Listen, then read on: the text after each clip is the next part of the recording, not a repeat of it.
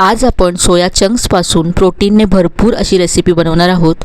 मुलं जर सोयाबीन खात नसतील तर तुम्ही ही कमी तेलातली रेसिपी बनवून देऊ शकता। खूपच चमचमीत होते। तर यासाठी इथे मी 1 वाटी सोया चंक्स घेतलेत। कढईमध्ये पाणी गरम करत ठेवलं। पाण्याला उकळी आली की हे सोया चंक्स यामध्ये घालायचे आहेत। लगेच गॅस बंद करायचा आणि झाकून 10 ते 15 मिनटं हे असंच ठेवून द्यायचं आहे। 15 मिनटानंतर हे सोया चंक्स पाहू शकता अगदी सॉफ्ट झालेत। हे मी चाळणीमध्ये काढून घेते म्हणजे यातलं सगळं पाणी निघून जाईल। आणि याला थोडंसं आपण कोमट करून घेऊया। कोमट झाल्यानंतर पिळून यातलं सगळं पाणी काढून टाकायचं आहे। इथे मी सगळे सोया चंक्स असे ड्राय करून घेतलेत। आता हे आपल्याला बारीक करायचे आहेत। तर इथे मी मिक्सरच्या भांड्यामध्ये काढून घेते। यामध्ये अर्धा इंच आलं तुकडे करून घातलं, 2 हिरव्या मिरच्या घातल्यात आणि 4 ते 5 लसणीच्या पाकळ्या घातल्या आणि हे मी मिक्सरला फिरवून घेतलं। हे तयार मिश्रण एका बाउलमध्ये काढून घेऊया। यामध्ये बारीक चिरलेला कांदा घालायचा आहे, भरपूर कोथिंबीर घालायची आहे, अर्धा चमचा जिरं घातलं, पाव चमचा हळद घातले, अर्धा चमचा ओवा घातला, यानंतर 1 चमचा कसुरी मेथी घातली। कसुरी मेथीमुळे खूप छान स्वाद येतो या रेसिपीला। पाव चमचा इथे मी लाल तिखट घातलं आहे, चवीप्रमाणे मीठ घालायचं आहे। कुरकुरीतपणासाठी 1 चमचा इथे मी तांदळाचं पीठ घातलं आणि अर्धी वाटी बेसन घातलं आहे। यामध्ये पाणी अजिबात घालायचं नाही आहे।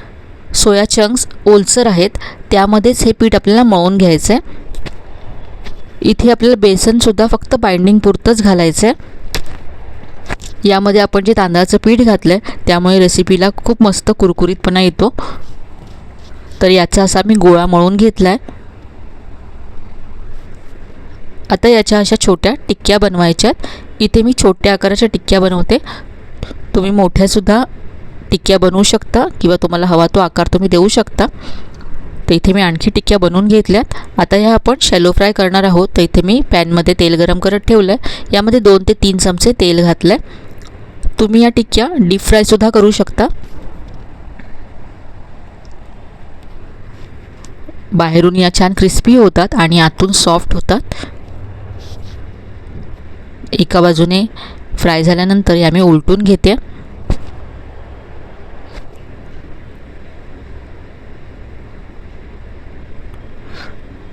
मुलांच्या टिफिनसाठी सुद्धा तुम्ही या टिक्क्या बनवून देऊ शकता। अगदी पौष्टिक अशी रेसिपी आहे आणि कमी तेलामध्ये होणारी आहे।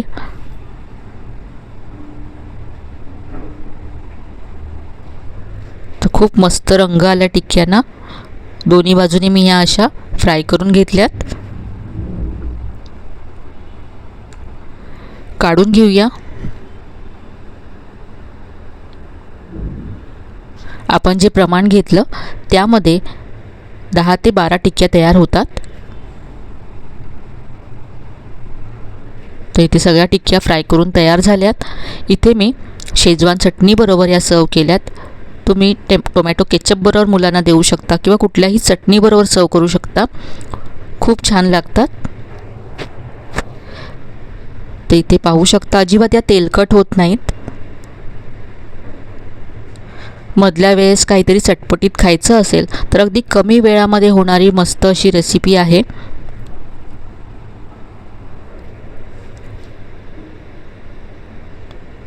ही रेसिपी तुम्ही नक्की करून पहा, तुम्हाला नक्कीच आवडेल।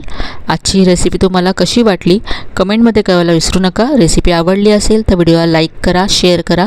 चॅनलला अजून सबस्क्राईब केलं नसेल तर नक्की सबस्क्राईब करा। चला तर पुन्हा भेटूया अशाच छान छान नवीन नवीन रेसिपीसह। तोपर्यंत धन्यवाद।